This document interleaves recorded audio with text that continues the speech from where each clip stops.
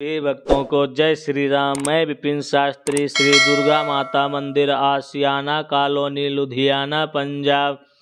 गुरु Vipin Shastri channel के माध्यम से आप सभी भक्तों के बीच माघ महात्म्य व्रत कथा लेकर उपस्थित हो रहा हूँ।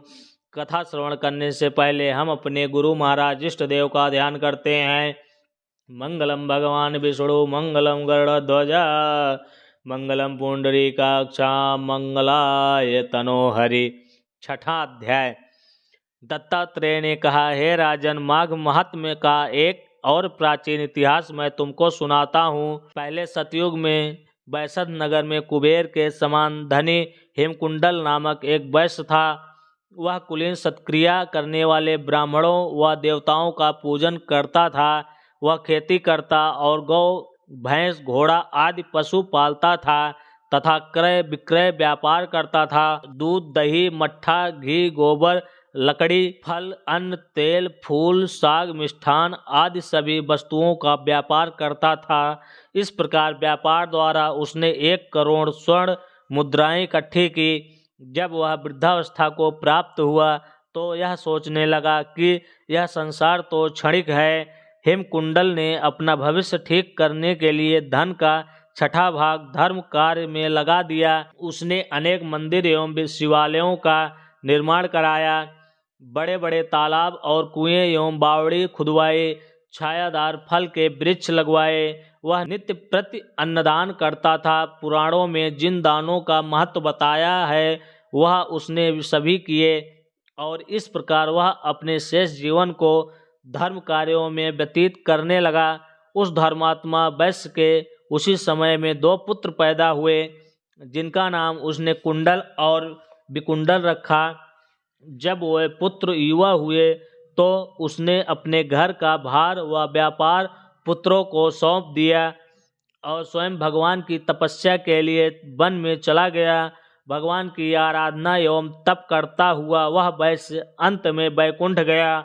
हे राजन, उसके दोनों पुत्र कुंडल और विकुंडल जब बड़े हुए तो पिता के अपार धन को देखकर अभिमानी हो गए। वह दुष्टों की संगत में पड़कर दुष्ट कर्म करने लगे। माता तथा गुरुजनों के वचन नहीं मानते थे और अधर्मी बन वे गलत मार्ग पर चलते हुए पर स्त्रीगामी हुए। वे वैश्य एवं दुराचारणी स्त्रियों के साथ हमेशा रहते।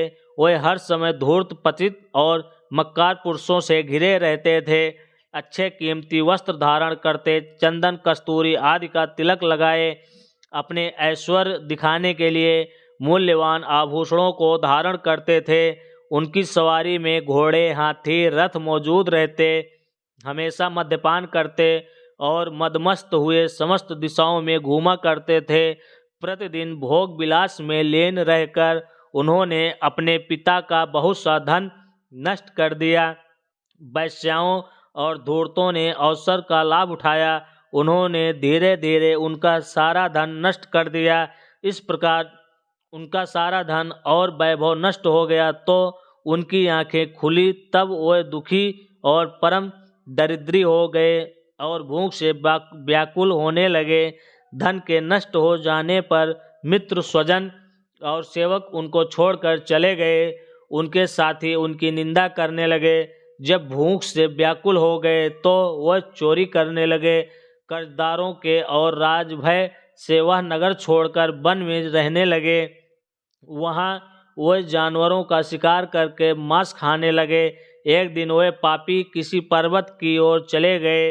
वहाँ बड़े भाई को सिंह ने खा डाला। उसी दिन छोटे भाई को वन में सांप ने डस लिया। एक ही दिन उन दोनों की मृत्यु हो गई। तब यमदूत उन दोनों को बांधकर धर्मराज के पास पहुँचे और बोले, ये दोनों महान पापी हैं, हम इनको ले आए हैं। जैसी आपकी आज्ञा दें वैसा ही इनके साथ व्यवहार किया जाए। तब यमराज ने चित्रगुप्त जी से उन दोनों का लेखा सुना और कहा, एक को महानरक में डाल दो और दूसरे को स्वर्ग में स्थान दो। यमराज की आज्ञा पाते ही दूतों ने कुंडल को महानरक में डाल दिया और विकुंडल से मधुर वाणी में कहा, आप स्वर्ग में पधार कर वहाँ के दिव्य सुखों का उपयोग करें। उन दूतों की बात को सुनकर विकुंडल संशय में रह गया।